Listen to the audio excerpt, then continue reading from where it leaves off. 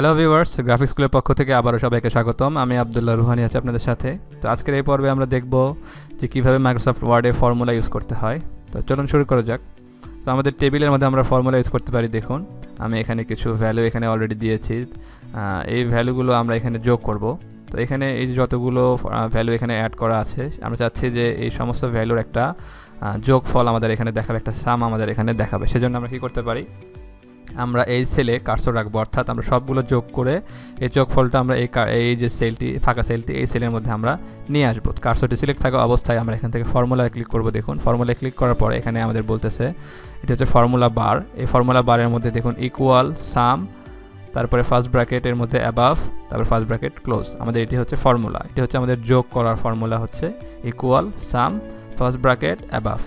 Above অর্থাৎ আমরা চাচ্ছি যে কি উপরের দিকে যেই কন্টেন্টগুলো আছে, উপরে যে ভ্যালুগুলো আছে সেই ভ্যালুগুলো এখানে যোগ করবে, এই জন্য অ্যাবাভ। আমরা যদি এখানে লেফট করে দিতাম তাহলে এই যে লেফটের যে যোগ ভ্যালুগুলো আছে সেই ভ্যালুগুলো এখানে যোগ হয়ে যেত।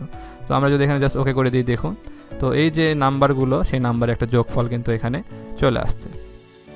তো আমরা সেম সিস্টেমে আমরা এইভাবে লেফট থেকেও আমরা যোগ করতে পারি। দেখুন আমি যদি এটিকে এই ভ্যালুগুলো ডিলিট করে দিলাম, দেওয়ার পরে আমরা যদি আবার এখান থেকে ফর্মুলায় ক্লিক করার পরে দেখুন আমরা চাচ্ছি যে এই ভ্যালুগুলো আছে, এই ভ্যালুগুলো আমরা যোগ করব, অর্থাৎ লেফট থেকে আমরা যোগ করব। সেই জন্য আমরা কী করব, আমরা জাস্ট এখান থেকে অ্যাবাভটি আস্তে করে আমরা এভাবে ডিলিট করে দিব, মুছে দিব। দেওয়ার পর আমরা জাস্ট এখানে কি লিখব, লেফট, LEFT, লেফট লেখার পরে যদি আমরা এখান থেকে ওকে করে দিই, তাহলে দেখুন আমাদের এই যে 60, 70 এবং 80 এর যে যোগফল, সেই যোগফল কিন্তু এখানে চলে আসছে। তো আমরা এই সেলে যদি আবার এভাবে আমরা ডান দিক থেকে নিতে চাইতাম, আমাদের এই সেলে এখানে যদি আর কিছু থাকতো, সাপোজ আমি এখানে আরও কিছু লিখি, ভ্যালু দিই 50, 70, দেওয়ার পর চাচ্ছি যে এই দিক থেকে আমরা যোগটি করব।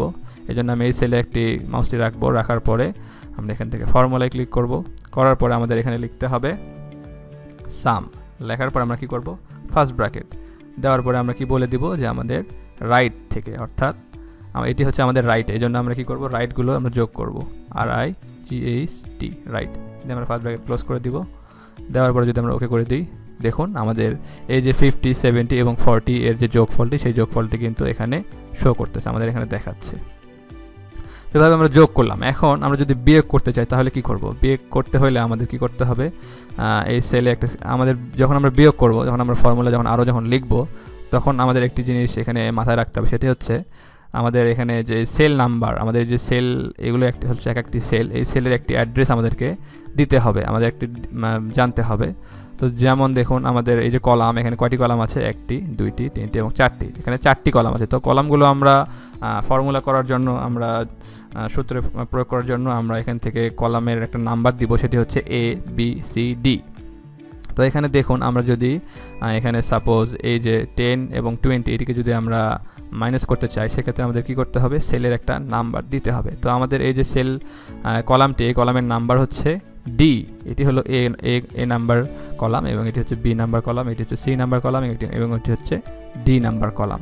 তেমনিভাবে আমাদের একটি রো এর একটি নাম্বার দিতে হবে, আমাদের এটি হচ্ছে প্রথম রো এবং এটি হচ্ছে দ্বিতীয় রো। এভাবে আমাদের রো আছে কয়টি, 1টি, 2টি, 3টি, 4টি, 5টি এবং 6টি। এটি আমাদের 6টি রো আছে, এবং A থেকে A, B, C, D, এটি হচ্ছে আমাদের কলামের নাম, কলামের অ্যাড্রেস।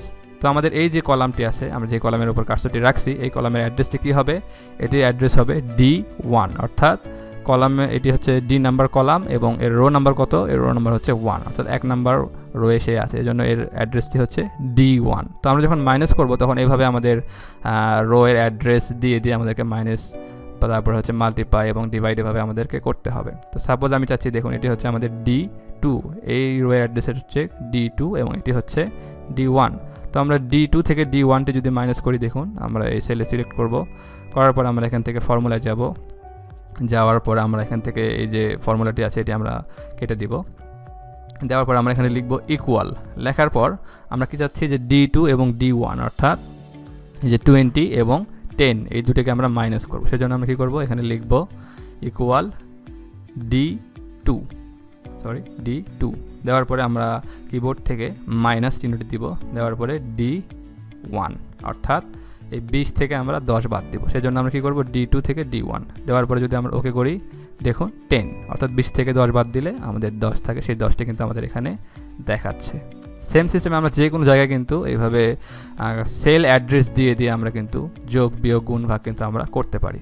সাপোজ আমি এই সেলে আরেকটি বিয়োগ করে দেখাই আপনাদের, এই যে 50 এবং 40 এই যে সেলটি আছে, সেলটির আমরা অ্যাড্রেস দিয়ে আমরা এখানে বিয়োগ করবো এই যে সেলটি সেই সেলের মধ্যে।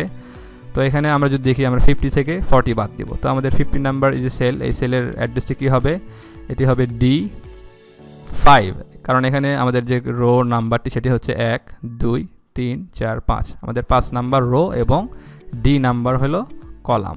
তো আমরা তার মানে কি এখানে আমরা কি লিখতে হবে, আমাদের D5।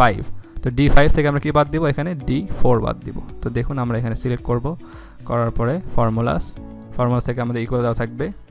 তো আমরা এখানে কি দেবো, D5, আমরা D5 বিয়োগ D4 দেওয়ার পরে যদি আমরা ওকে করি, দেখুন আমাদের তার কিন্তু একটা বিয়োগ যে ফল, সেই ফলটা কিন্তু এখানে চলে আসতেছে। তো সেম সিস্টেম আমরা এভাবে মাল্টিপ্লাই করব। আবার একইভাবে দেখুন আমরা এই সাপোজ এই যে 50 এবং 10 শেষের দুইটি সেলের যেই ভ্যালুটি, এই ভ্যালুটি আমরা গুণ করব বা মাল্টিপ্লাই করব। সেজন্য আমরা কী করব, এই সেলে সাপোজ আমি চাচ্ছি, তো আমি এই সেল একটা সিলেক্ট করব, করার পর এখান থেকে ফর্মুলা থেকে আমরা এই যে সেলটি, এই সেলের অ্যাড্রেসটি কী হবে, ডি, এটা হচ্ছে ডি নাম্বার কলাম এবং এর রো নাম্বার হচ্ছে কত, 5। তো আমরা এখানে লিখব D5, দেওয়ার পর আমরা কী করব, মাল্টিপ্লাই যে বা গুণ যে চিহ্নটি, সেই গুণ চিহ্নটিকে আমরা এখানে দিয়ে দিব। এরপরে কি D6, আমাদের যে সেল অ্যাড্রেসটি 10-এর সেটি হচ্ছে D6, আমরা এখানে দিয়ে দিব। দেওয়ার পর যদি আমরা ওকে করে দিই, দেখুন 50 দিয়ে 10 যদি আমরা গুণ করি তাহলে কিন্তু এখানে কত দাঁড়ায়, 500 দাঁড়ায়। তো গুণফলটা কিন্তু এখানে চলে আসলো। তো সেম সিস্টেমে আমরা ভাগ করতে পারি। আমরা এই সেলে সাপোজ আমি এটিকে ভাগ করব, তো আমি ভাগ করব হচ্ছে 50 এবং 10 দিয়ে আমরা আবার ভাগ করি। তো আমরা আবার কি করব, ফর্মুলায় যাওয়ার পর আমরা এখানে জাস্ট সেলের অ্যাড্রেসটি দিয়ে দিব, আমাদের D5 ডিভাইড, আমাদের এখানে ডিভাইড চিহ্ন দিতে হবে, ডিভাইড D6 দেওয়ার পর যদি ওকে করি, দেখুন আমাদের ভাগ ফলটি কিন্তু এখানে চলে আসছে। এভাবে আমরা আরও অনেক কিছু কাজ করতে পারি ফর্মুলার মাধ্যমে। দেখুন সাপোজ আমি এখানে আবার একটা ক্লিক করলাম, করার পর আমরা যদি ফর্মুলায় ক্লিক করি, দেখুন এখানে বেশ কিছু অপশন দেওয়া, এখানে নয়, এই যে আমাদের পেস্ট ফাংশন, এখানে দেখুন এখানে অনেকগুলো অপশন দেওয়া আছে। তো আমাদের সব কিছু জানার প্রয়োজন নেই, মাইক্রোসফট ওয়ার্ডে এত কিছু জানার আসলে কাজ লাগে না। তারপরে আমরা এখানে দেখুন আরও কিছু, যেমন ম্যাক্স নাম্বার, মিনিমাম নাম্বার, এরপরে এই যে বিষয়গুলো, এগুলো কিন্তু আমরা নিতে পারি। সাপোজ আমি আপনাদের দেখাচ্ছি, আমি যদি এই ঘরটি যদি মিশিয়ে দিই, দেওয়ার পরে আমরা যদি আবার ফর্মুলায় যাওয়ার পরে আমি চাচ্ছি এগুলোকে মিশিয়ে দিচ্ছি। দেওয়ার পরে আমরা পেস্ট ফাংশন থেকে সর্বোচ্চ আমাদের এই যে কলামটি আছে, এই শেষের কলামের মধ্যে এই যে সেলগুলো আছে, সেই সেলগুলোর মধ্যে অনেকগুলো নাম্বার আমরা ভ্যালু দেখতে পাচ্ছি। আমরা চাচ্ছি যে এই ভ্যালুগুলোর মধ্যে সবচেয়ে বড় নাম্বারটি কোনটা, আমরা জানি 50। তো আমরা এটিকে সূত্রের মাধ্যমে নিয়ে আসতে পারি। দেখুন, তো আমরা জাস্ট এই সামটিকে উঠাই দিয়ে আমরা এখানে লিখব MAX, ম্যাক্স করার পর যদি আমরা ওকে করে দিই, দেখুন এই যে নাম্বারটি আমরা সিলেক্ট করেছিলাম, ওই সবগুলো নাম্বারের মধ্যে সবচেয়ে বড় নাম্বারটি কী ছিল, 50, সেই নাম্বারটি কিন্তু এখানে দেখাচ্ছে। সেমভাবে আমরা মিনিমাম যে নাম্বারটি সেটিও বের করতে পারি। আমি এটিকে মিশিয়ে দিচ্ছি, তারপর আমরা ফর্মুলায় ক্লিক করলাম, করার পরে শুধু আমরা সামের পরিবর্তে আমরা এখানে লিখব মিনিমাম, মিন অ্যাবাভ, অর্থাৎ উপরে যে নাম্বারগুলো আছে সেই নাম্বারের সবচেয়ে মিনিমাম যে নাম্বারটি সেটি আমাদের এখানে দেখাবে। তো আমরা জাস্ট এখান থেকে ওকে করে দিব। দেখুন আমাদের এখানে সবচেয়ে কম নাম্বার হলো 10, সেই 10 নাম্বারটি কিন্তু আমাদের এখানে দেখাচ্ছে। তো এইভাবে আমরা ফর্মুলাগুলো ইউজ করব মাইক্রোসফট ওয়ার্ডে। যে ফর্মুলাগুলো আমরা দেখলাম কীভাবে মাইক্রোসফট ওয়ার্ডে ফর্মুলাগুলো ইউজ করতে হয়। তো আজকের পর্বে এতটুকুই, পরবর্তী পর্বে আবারও দেখা হবে। ততক্ষণ সবাই ভালো থাকবেন, ধন্যবাদ সবাইকে।